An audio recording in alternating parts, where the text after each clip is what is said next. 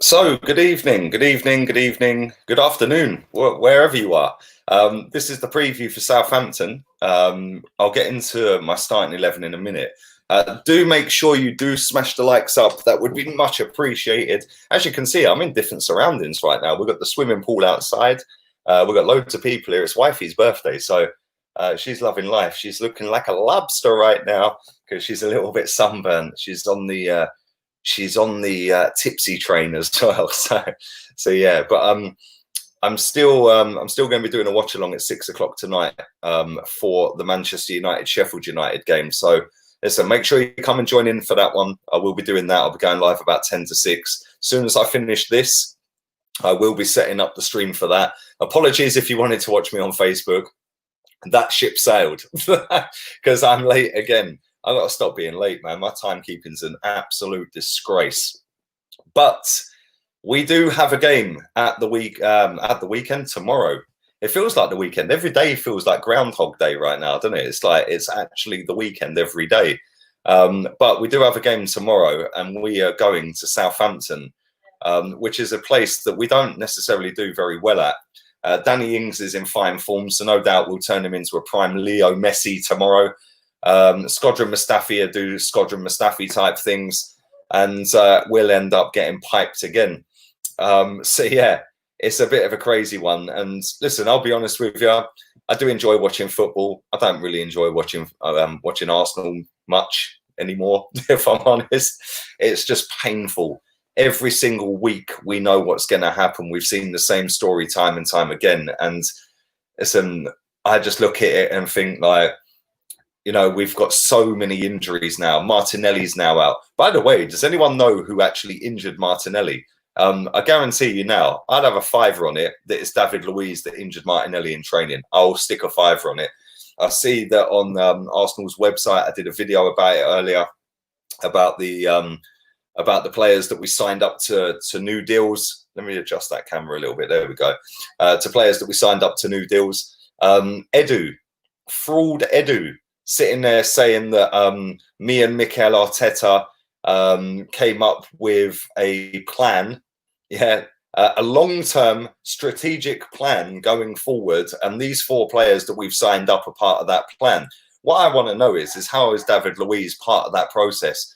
Cedric Suarez is 29, so how is he part of the long-term process? You know, I'm not too disappointed that Suarez is signed. I actually rate him. I think he's all right.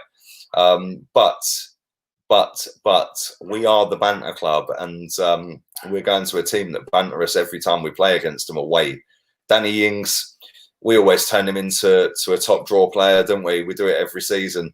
And since he's moved from Liverpool, which he needed to do, because he weren't getting really a lot of game time at Liverpool. He weren't really doing it when he did get game time at Liverpool. But 20 million quid, that don't look like a bad investment right now. Would you take Danny Ings at Arsenal? Because I know I would. But anyway, smash the likes up. Let's get into my starting 11, the fraud 11. The fraud 11. Let's go with this guy. Obviously, Leno is out for 4 to 6 weeks. It's not as bad as it first seemed. So Martinez will be in goal for the game.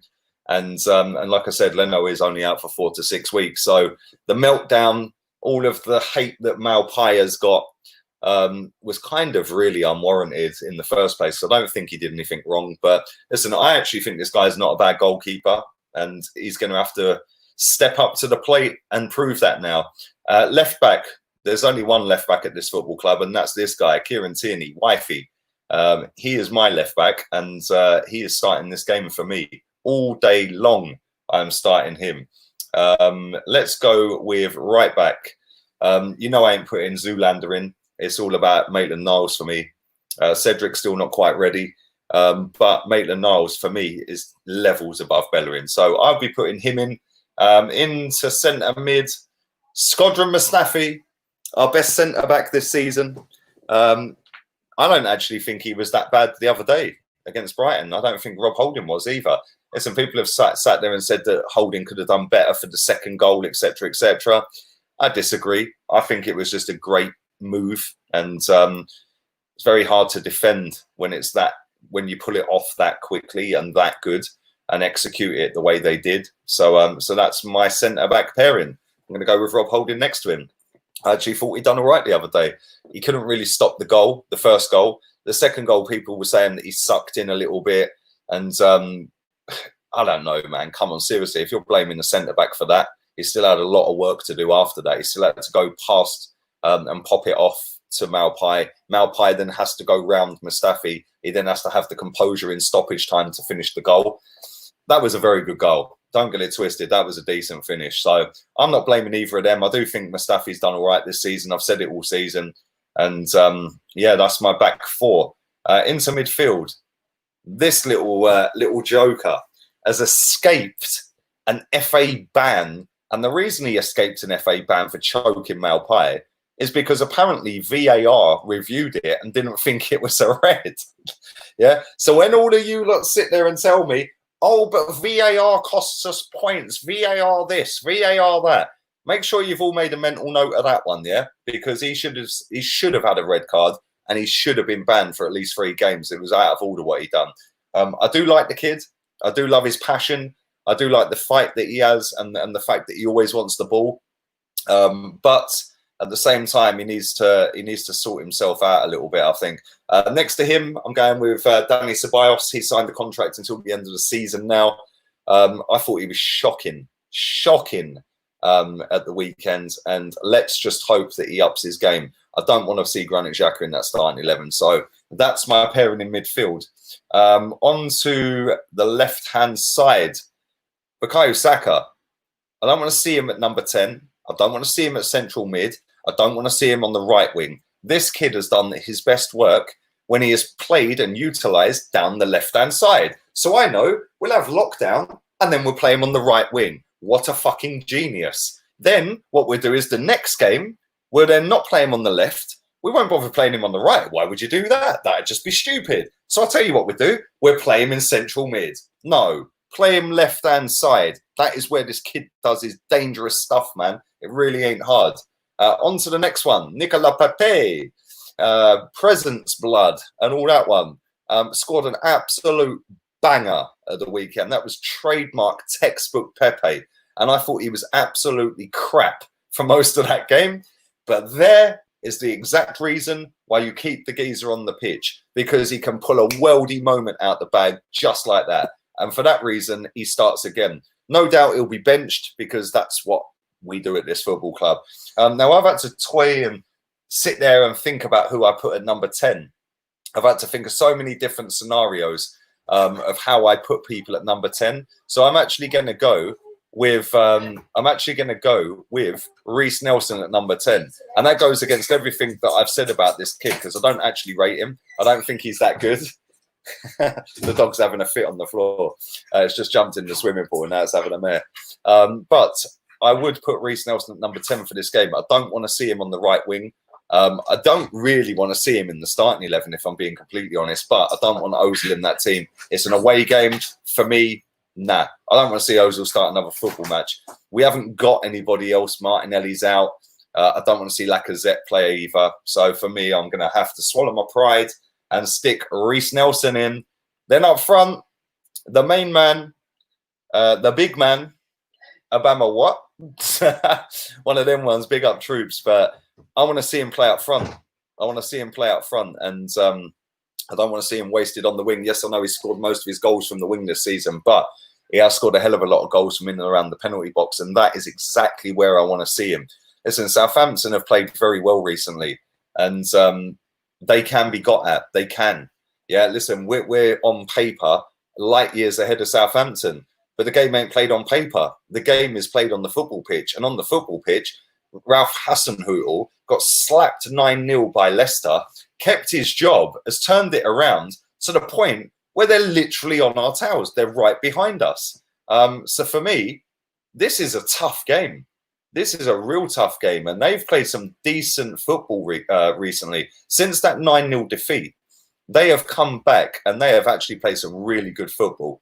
And it just goes to show that sometimes if you keep faith with the manager, you can turn it around. You know, I've said I'm not going to sit and cry about Unai Emery because I wanted him out at the same time. But also at the same time, you know, if I'd known that we were going to get this, then I would have kept Unai Emery. I see somebody say to me earlier that Arteta needs backing and he needs time and he needs this. He's inherited rubbish, blah, blah, blah. Somebody tweeted me. Well, hang on. Unai Emery inherited rubbish, got us to the Europa League and finished 5th. He got sacked in what, October, November? I think it was October. Yeah, we were 9th. Yeah, and he'd won 4 games out of 8. Yeah, at that point. And we sacked him. So sometimes you just got to give him a little bit more time, perhaps. I don't know. Listen, the one thing I will say is that that Mikel Arteta needs a result, and he needs a result quick, because I'll tell you something now. If we lose this game, then on Sunday we go to Sheffield United and we get dumped out of that FA Cup. Yeah, sack him. Don't care. Sack him. Danny Ings will go from Ings to Ings Zaghi. I see what you did there, Deji. Big up yourself, bro. But how do I see this game going? Pretty much the same as I see every Arsenal game going. The fact that we'll dominate possession for the first 20 minutes. We'll look like we're half decent for 20 minutes. Then what will happen is they'll establish control in the midfield. They'll then get the ball. They'll then get a goal with the first shot that they have, because that happens time and time again. Then we'll try and chase the game, and they'll probably get a second. Then we'll get back into the game. And that's probably how it'll go. And it's kind of depressing. It's hard to predict an Arsenal victory. Yeah, real talk. It's hard to predict an Arsenal victory. Listen, I'm going to try and stay positive. I am going to predict us to win. I'm going to go 2-1, 3-1 maybe. I have a 3-2. I don't know. I don't care. I ain't even going to give you a score. I'm just going to predict that we're going to win. But at the same time, would it be a shock if we've lost? You know, would it be a shock on Thursday evening at 8 o'clock when the whistle blows that we have lost again to Southampton? Probably not. We've lost there, Boxing Day a couple of years ago. We slapped 4 past us. We lost 3-2 last season. Koscielny at fault for all 3 goals. It's not great, is it? Let's be real. And I can't get on board this hype train for what's happening at the moment. When I start seeing some level of consistency, some level of what we're trying to achieve, some level of structure on the football pitch, some level of style of play, then yeah, I'll jump on board it. Of course I will. Yeah, I did it with Emery. I could see what he was trying to do. And listen, at the end of the day, if them fraud players hadn't have down tools for the last 8 games, we would have finished 3rd. Yeah, would have finished 3rd. But there we go. So I'm going to predict a win. We never shoehorned Henry for Wiltord, so why are we doing it for Abba and Laka? Proper players in their proper positions. Exactly. There you go. Big up yourself, Jonathan. Thank you, mate. 2-1 to Southampton. Ayu says Desmond 2-2. This is a good question. Big up yourself, Ashraf. Why do fans always question the manager when the board is quiet? Is the manager the one who renews the players' contracts as well? Well, let me tell you something, my friends. If you go onto Arsenal.com and go to the part where it says Arsenal renew 4 players' contracts, there is a direct quote. In fact, do you know what? I'll do it for you. Save you the time, bruv. Watch this. I'll do it for you. We'll do it right now. Yeah, I'll do it right now. They're trying to flog me a training top. Don't want it. Maybe get some other training tops, because these ones clearly ain't working in training, are they? So maybe, just maybe, go and get a different training top. But I'll tell you what I'll do. I'll split screen this real quick, yeah? Because this is the manager you are backing. This is the manager you are backing. Technical director Edu, yeah, let's zoom in on that so you can see it, said, I'm really happy that we have these players in our squad for the future. They have been part of the long-term technical plan Mikel and I have developed. These are the 4 players that have just signed a new contract. They are part of the long-term technical plan that Mikel and I have put together. So David Luiz, who's what, 34? He's part of the long-term technical plan. Cedric Suarez, like I said, I'm not too fussed that he starts and plays for us now. I'm not too fussed with that. I actually think he's all right. But he's 29. We just signed him up to a 4-year deal. He hasn't kicked a ball. He's actually probably the only footballer in history who signed 2 contracts for a football club whilst being injured. Yeah, before kicking a ball for us. Has any other footballer signed 2 contracts for 1 club before kicking a ball for him? Has that actually ever happened? He's 29.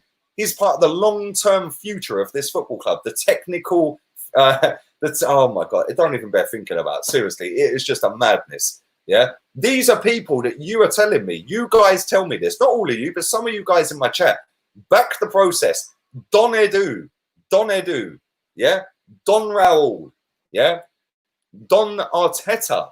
These are the people you're putting your faith in. I suggest that you look elsewhere. Real talk. If you want to get your kicks in life, don't watch Arsenal. It's as simple as that, because they let you down time and time and time again.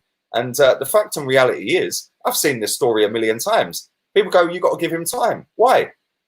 Because in the time that Arteta's been here, he's begged Xhaka to stay when we could have sold him. He's begged Eddie and Nketiah to come off loan and then shoehorning him in the team over an actual striker on the left wing that's a banger. He's begged or said that Mesut Ozil should stay. We can't get rid of him to Qatar because, sorry, we can't replace him. Gunnosaurus would do a better job at number 10. At least he moves. Mustafi has a future under him, apparently. They were his words. I pick players on performances, not reputation. Okay, well, in that case, why has Martinelli not started the last 2 games? Now he's got injured and he's out for the season. Why is it that that Pepe hasn't been starting games then if you pick players on performance? Because I don't give a toss if you turn up late for training. Right, he turned up late every week for training. Man banged hat-tricks left, right and centre, bruv. Yeah. He had Maitland-Niles in the squad, but then soon as Zoolander comes back at right back, Maitland-Niles is banished out the team, never to be seen again, until he came on the other day for about 30 seconds at the end when we were losing. Well done. The geezer has done nothing to suggest he's ever going to be great. These are people you're backing. It was probably lack of shit who injured him. He knew Martinelli was a threat, so knocked him out. Well, listen, it wouldn't surprise me. How's Tricks, baby? Thank you, man. Hope you're well. I see that you had an early start today at work. I was just getting out of bed. You were just getting to work. And I see that, man. Big up, Dr. Viraj. Hope you're doing well. Do you think Smith Rowe has a future at Arsenal next season? Probably not. I'd sell him, if I'm honest. So, yeah, I probably would sell him, mate, sadly. I do like him, but I just don't think he's good enough.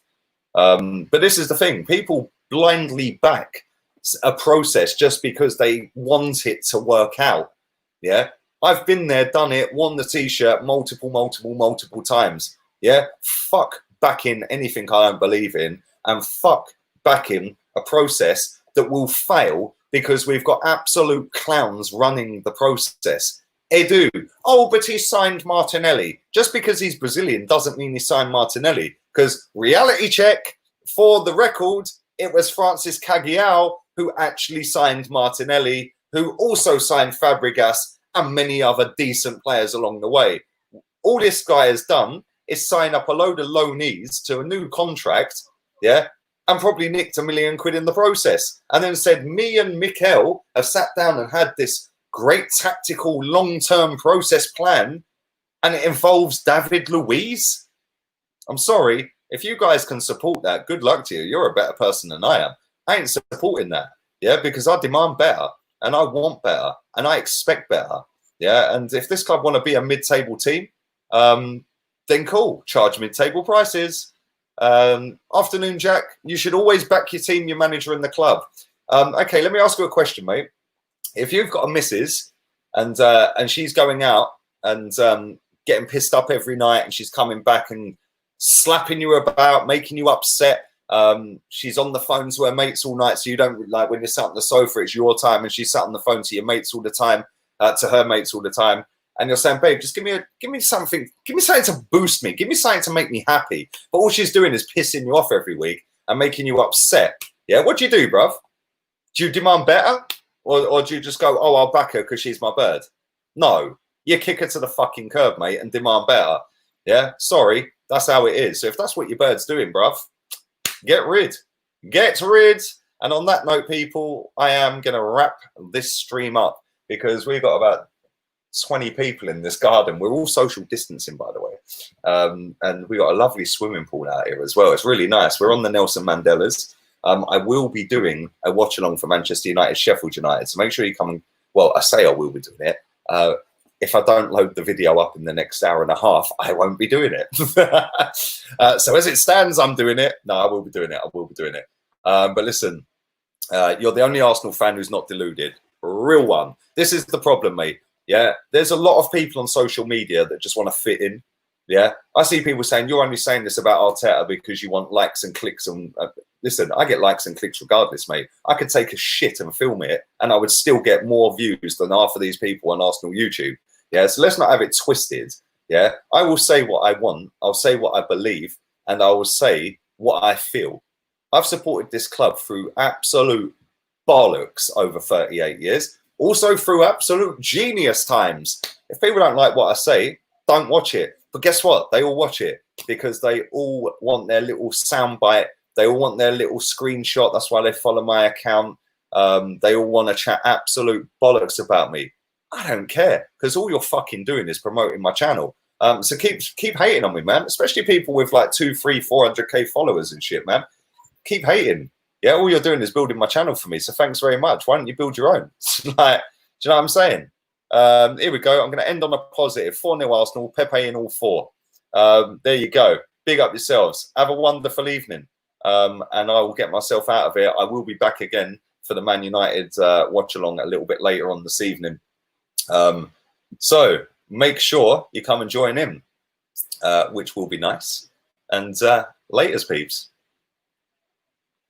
If I can end the stream.